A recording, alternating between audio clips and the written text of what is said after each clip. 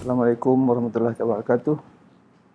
Pada petang ini saya akan meneruskan sedikit lagi sambungan mengenai ayat susunan sonsang dalam bahasa Melayu yang telah dimulakan semalam.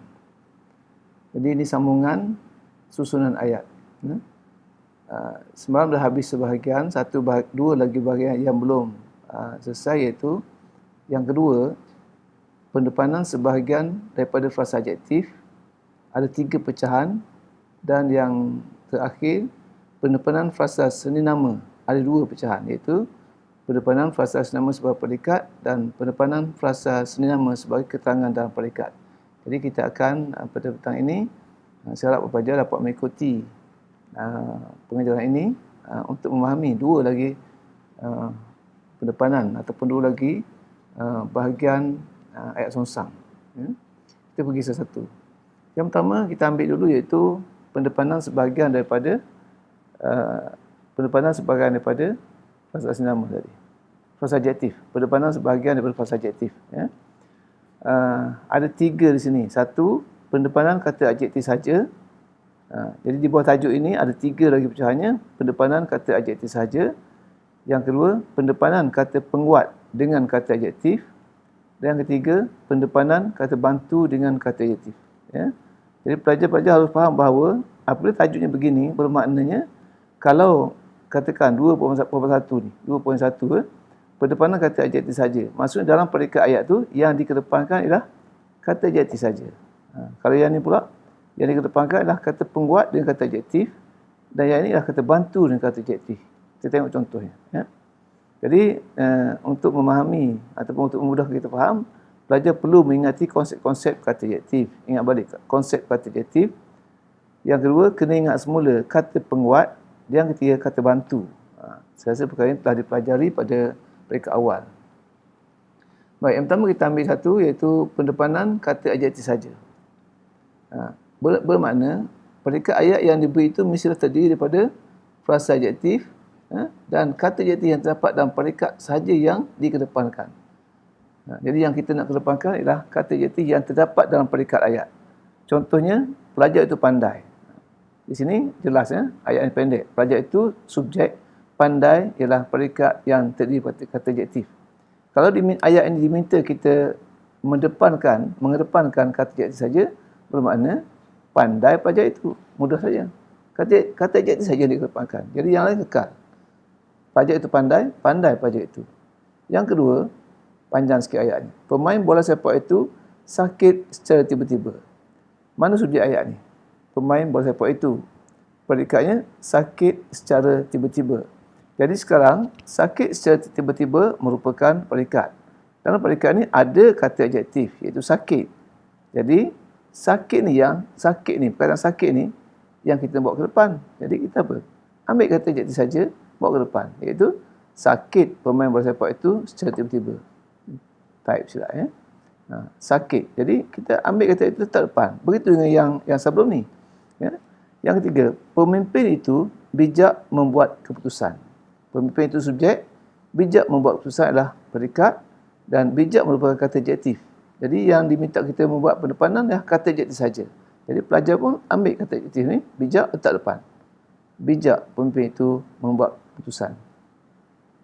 Yang keempat, harga makanan di kedai itu mahal akhir-akhir ini.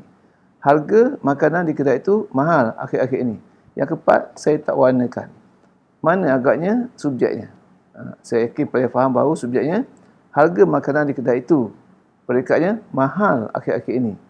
Jadi, mana kata dalam predikatnya mana kata adjektif? Mahal kan? Jadi kita letakkan mahal depan. Mahal harga makanan di kedai itu akhir-akhir ini. Jadi ini mudah saja. Tapi kena faham konsep, maksudnya tentukan dulu subjek predikat.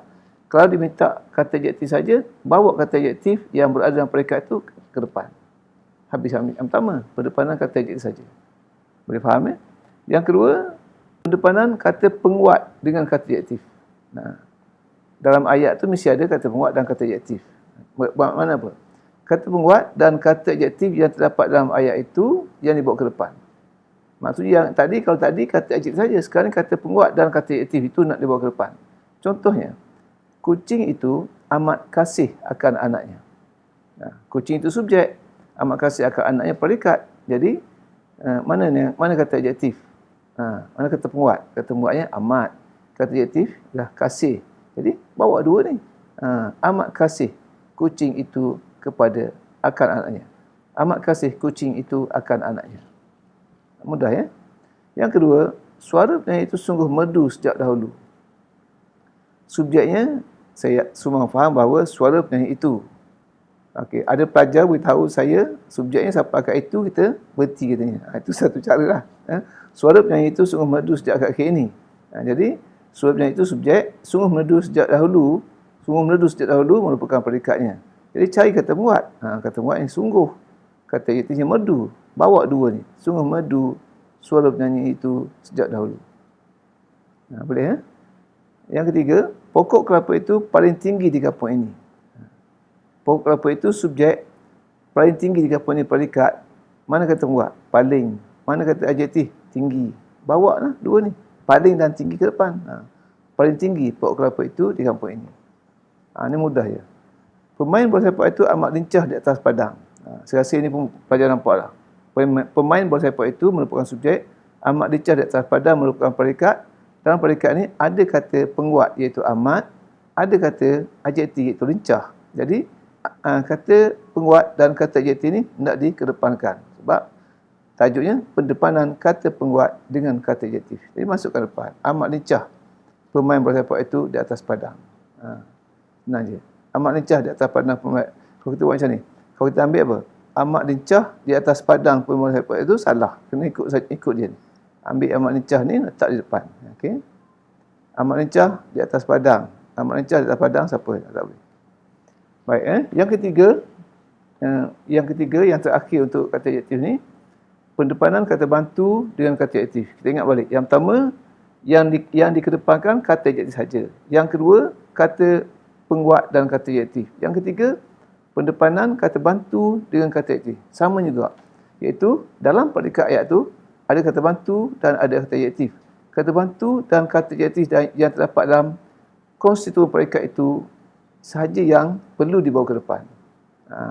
Contohnya, tiang pondok itu masih kukuh hingga kini. Tiang pondok itu masih kukuh hingga kini. Yang ini saya tak warnakan. Mana subjek? Tiang pondok itu masih kukuh hingga kini, predikat. Masih merupakan kata apa? Bantu. Kukuh merupakan kata adjektif. Jadi, yang perlu dikedepankan adalah masih kukuh. Masuk ambil dua ni, masih kukuh letak depan. Masih kukuh tiang pondok itu hingga kini. Boleh ya? Jadi ini kata bantu, ini kata adjektif. Anak kera itu sudah pandai memetik kelapa. Senang. Anak kera itu merupakan subjek.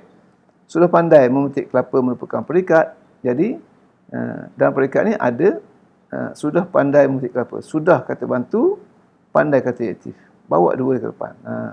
Sudah pandai anak kera itu memetik kelapa. Boleh ya? Yang ketiga, nenek masih sihat walaupun sudah berusia. Nenek masih sihat. Subjeknya nenek. Masih sihat walaupun sudah berusia, predikat. Jadi masih merupakan kata bantu, sihat merupakan kata adjektif. Jadi masukkan dua depan. Masih sihat nenek walaupun sudah berusia. Jadi kena ingat balik, mudah saja. Ambil yang kata bantu dan kata adjektif letak depan, salin balik ayat tu. Jadi betul tu. Pelatih itu pernah gagal dalam ujian kecergasan. Pelatih itu subjek. Pernah gagal dalam ujian kecerdasan merupakan predikat. Pernah kata apa? Kata bantu. Kata bantu apa? Aspek teragam. Tentu pelajar ingat kata bantu, aspek. Gagal kata adjektif. Jadi bawa dua ni. Kata bantu dan kata adjektif dikedepankan. Jadi pernah gagal pelatih itu dalam ujian kecerdasan. Kalau pelajar ikut semua ni memang tak ada masalah, ya. Faham? Okey, habis. Kita pergi yang terakhir, pendepanan frasa seni nama. Yang ini dua. Pendepanan frasa seni nama iaitu pendepanan frasa seni nama sebagai predikat. Yang kedua, pendepanan frasa seni nama sebagai keterangan dalam predikat. Ni tengok. Ni dekat-dekat ni. Ni sebagai predikat. Yang ni sebagai keterangan macam mana? Cuba tengok ya. Baik. Pendepanan frasa seni nama sebagai predikat dulu.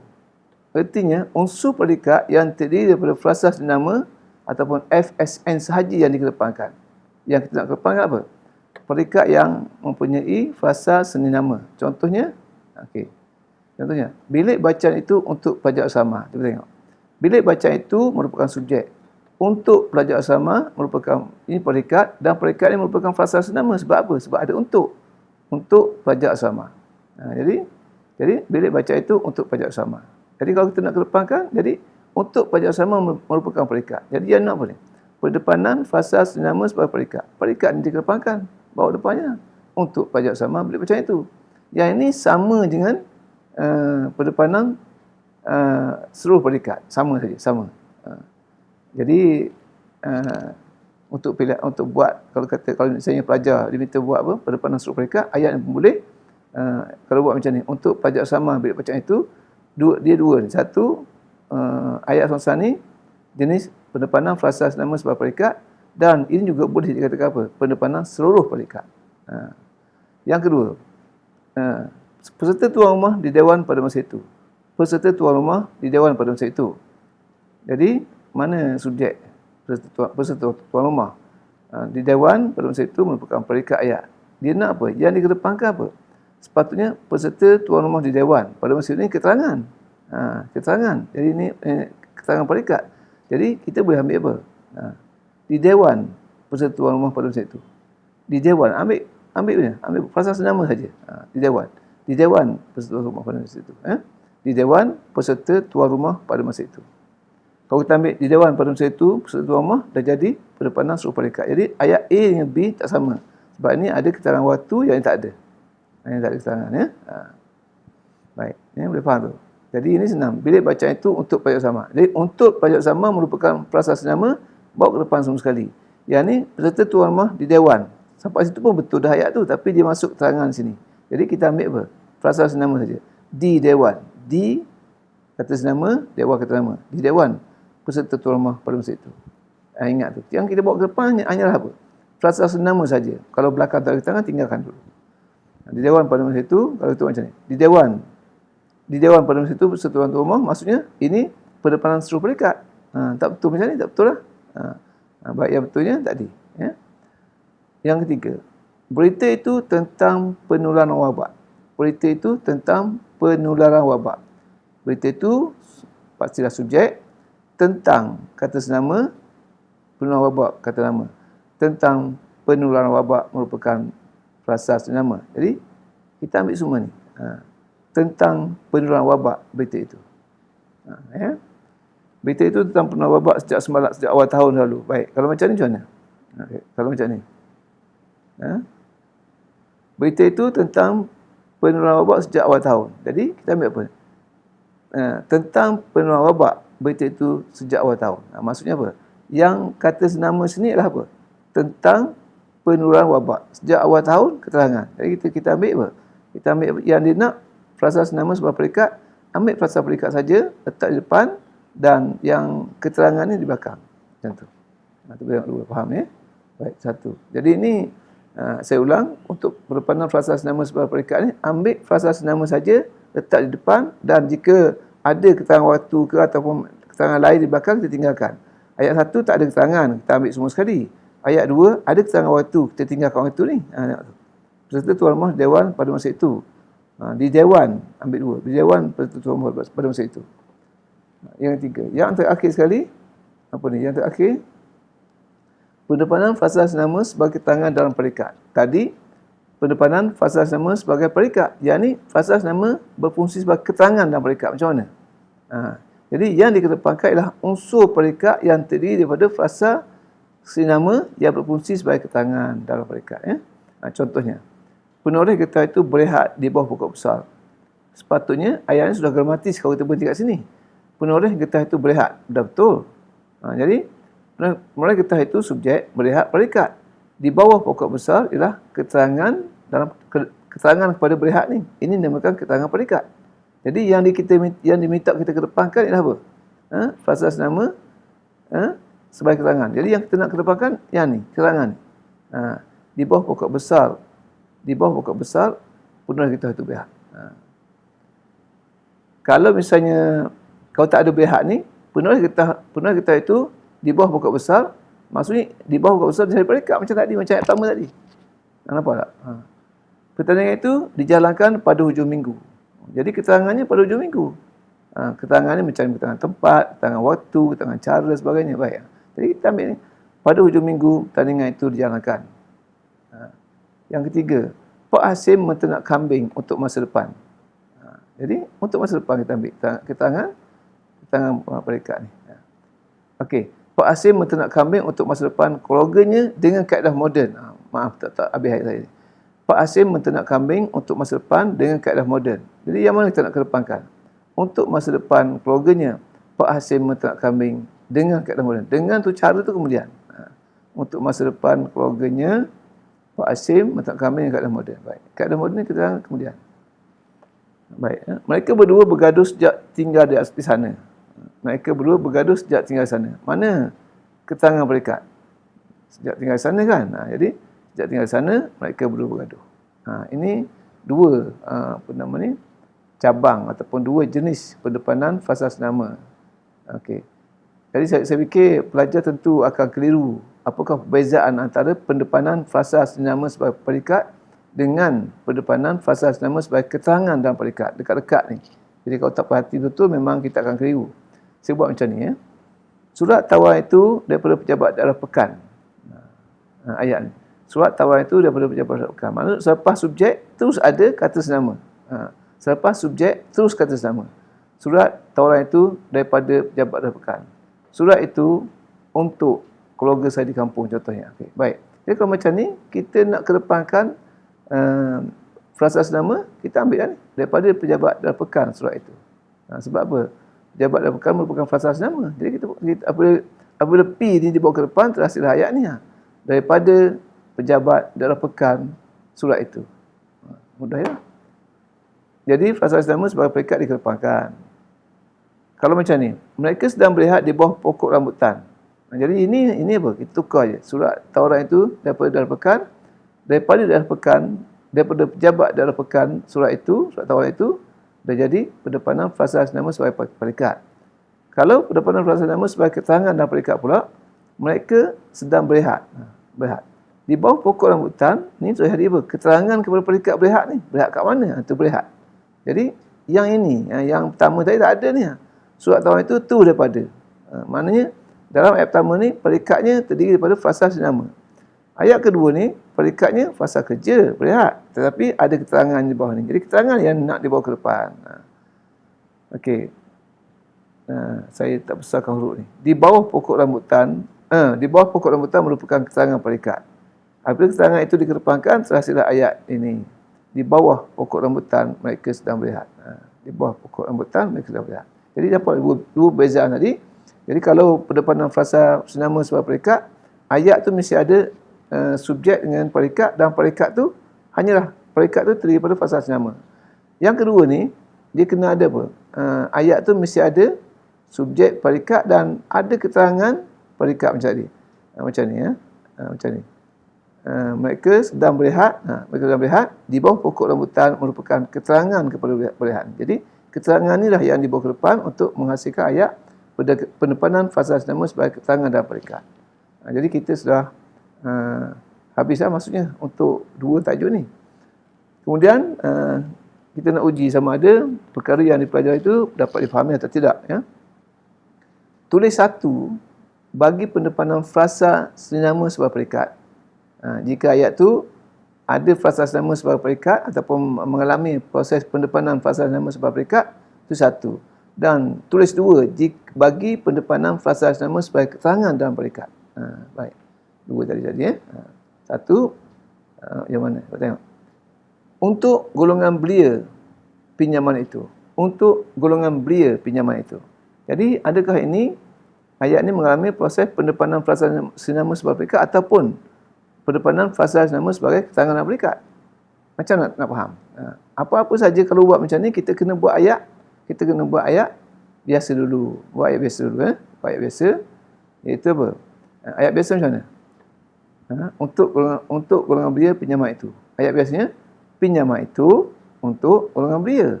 Jadi pinjaman itu subjek untuk golongan belia berikat. Jadi sekarang ni Untuk golongan pria sudah jadi apa? Frasa seni nama. Jadi frasa seni nama dikedepankan. Jadi untuk ayat pertama ni jawapannya apa?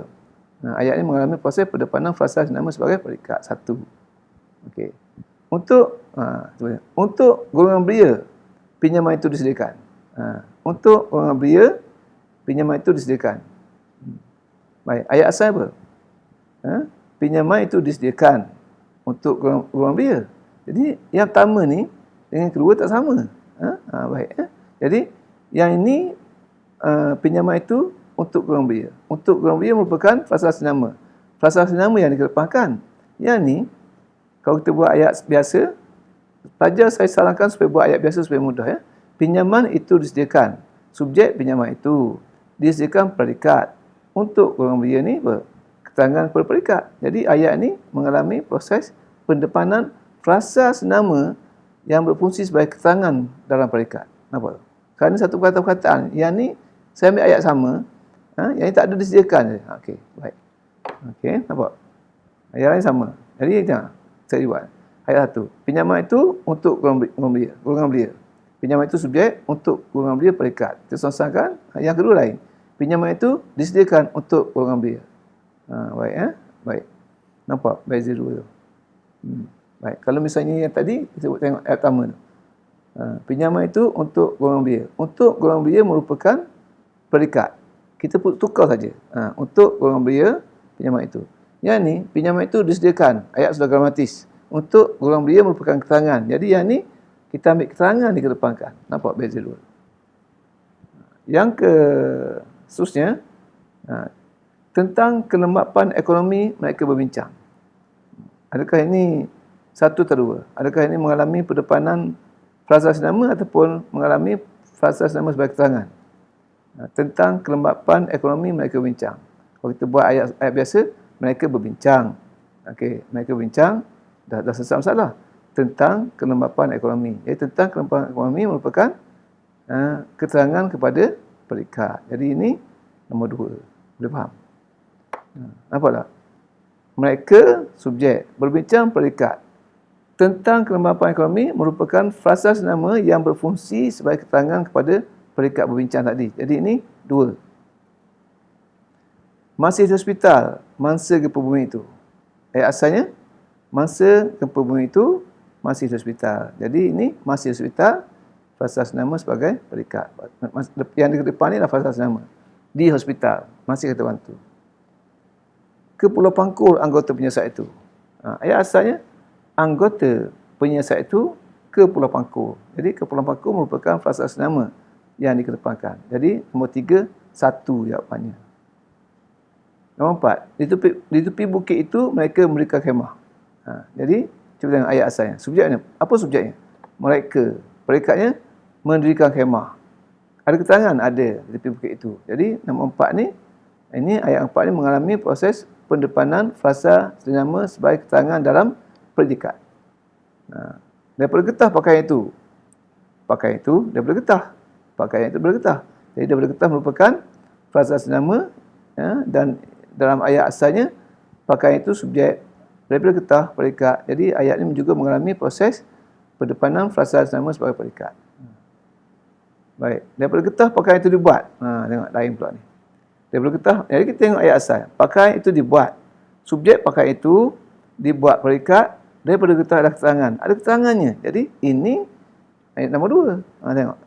Nombor 5 dan nombor 6 beza. Jadi ayat ni yang pertama ni pendepanan frasa senama sebagai predikat maksud apa? Maksudnya dalam ayat 5 ni predikatnya terdiri daripada frasa senama. Dalam ayat ke-6 predikatnya bukan frasa senama.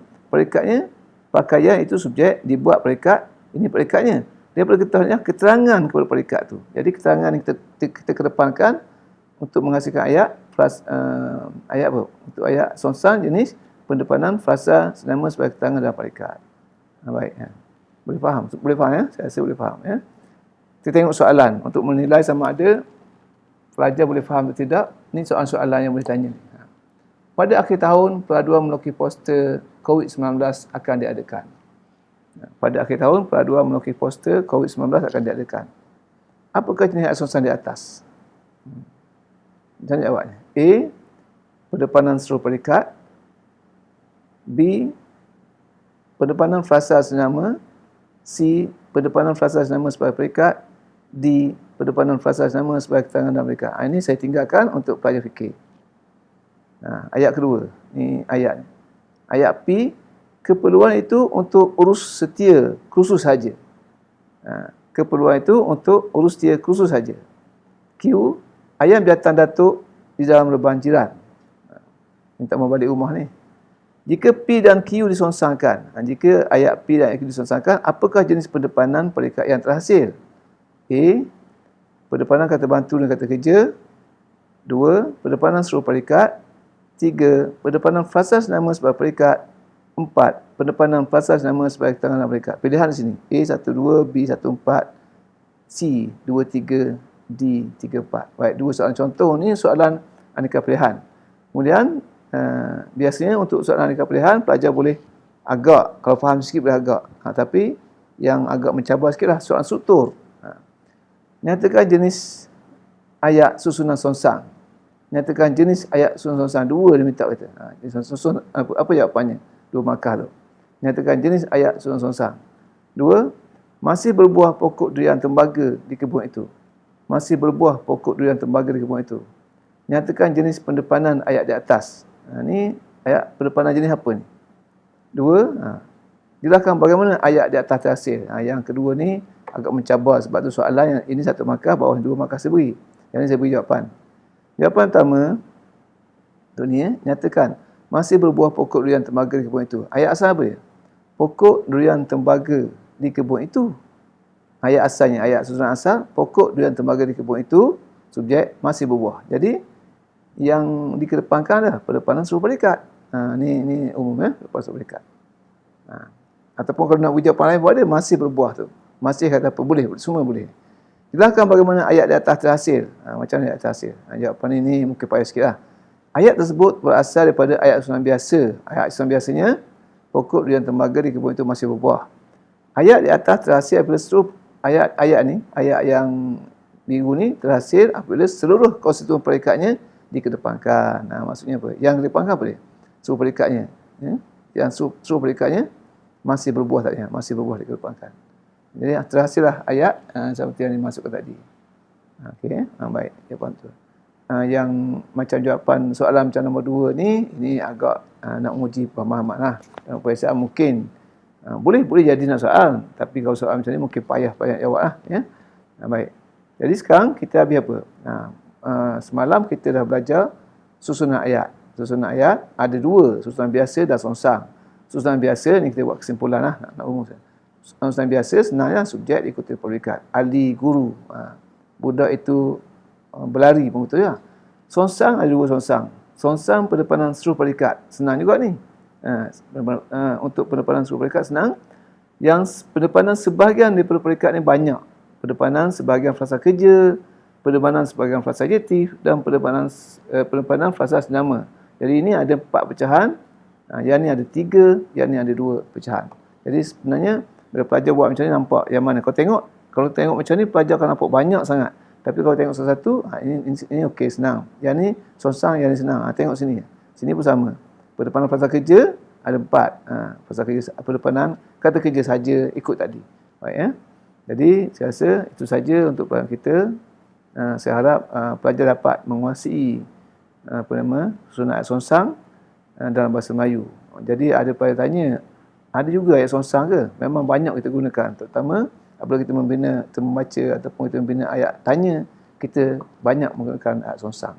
Jadi untuk selepas faham tajuk ini, selepas belajar tajuk ini, pelajar carilah soalan yang lepas untuk jawab, untuk menguji sama ada jawab atau tidak. Sekian, terima kasih.